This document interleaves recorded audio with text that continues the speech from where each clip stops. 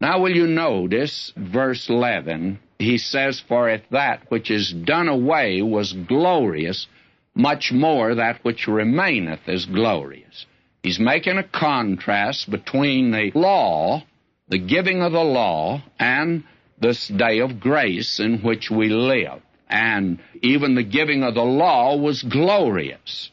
Now, what does he have reference to here when he speaks of the fact? Here he says, "Seeing then," verse 12, "that we have such hope," we use great plainness of speech, and not as Moses, which put a veil over his face, that the children of Israel could not steadfastly look to the end of that which is abolished. And now, what is he having reference to? There are two things here I'd like to call your attention to. First of all, we need to recognize that there was a first giving and a second giving of the law. Now, when Moses went to the top of the mount, God gave him the tables of stone, and God gave those tables, and he himself wrote the law. Now, that was the law that these people were to live by and actually be saved by or be judged by. Now, while he was up there, the children of Israel broke the first two laws. "Thou shalt have no other gods before me." And Moses himself had to say, "I exceedingly fear and quake." And it was a very strict, rigid law. It was eye for an eye, tooth for a tooth, burning for burning, cutting for cutting. And it was absolute, intrinsic righteousness and holiness. Whatever a man actually deserved according to that law, he was to receive it. Now, these people are breaking it. What's going to happen? God says, "Get down there." When Moses got down, and he could see in a distance what the children of Israel had done, breaking the first two, he didn't dare bring those tables of stone into the camp. Why? Why, the entire nation of Israel would have been blotted out at that very moment. They would have been judged because the breaking of those laws meant instant death. What did Moses do? He took those laws and smashed them.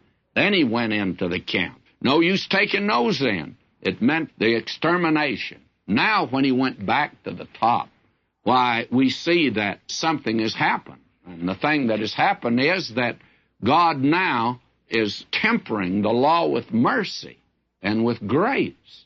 And what is happening? Well, the thing that is happening is this, that now at the very heart of the Mosaic system, there's to be a tabernacle, and there is to be a sacrificial system given.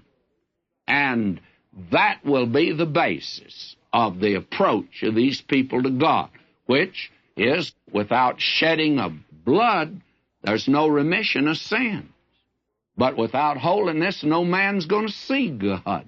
Well, how in the world are we going to get into His presence? Well, God will have to make a way for us, and God made a way.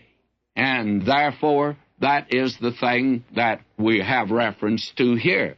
But when Moses came down, and let me tell you, it was a glorious, wonderful thing now that he's come down with the second commandments, and in it the law, which was a ministration of condemnation, and it's called also a ministration of righteousness, and it demands righteousness of man, and man was unable to produce it of himself.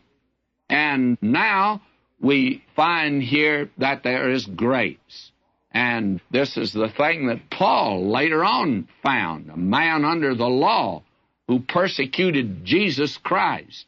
And then he said that I might be found in him, not having mine own righteousness, which is of the law, but that which is through the faith of Christ, the righteousness which is of God by faith. Now here is a ministration of glory indeed, and that is the glorious gospel. Now I want you to notice what he's talking about here. The law was glorious. It had made a way of salvation. And we are told here that it's the glorious gospel. And that's a wonderful thing that it's called. And elsewhere we hear of the blessed God. Well, actually, it means the happy God. And what is it that makes God happy? Well, the thing that makes God happy is that He's a lover of men. He wants to save them. And we are told in Micah 7:18, He delighteth in mercy, and that judgment is His strange work. And the reason is He delights in mercy, and He has no pleasure, He says, in the death of the wicked, but that the wicked turn from his way and live. God wants to save, and the thing that makes Him happy, we have a happy God. What a glorious picture that you have here. Now, will you notice this? When Moses came down the second time, there's joy in his heart, and his face shone now that there is a way for the children of Israel through the sacrificial system. Now, let me make this very clear again, that the veil that was put on his face, that Moses put on, it was not because his face was shining so that they couldn't look at him.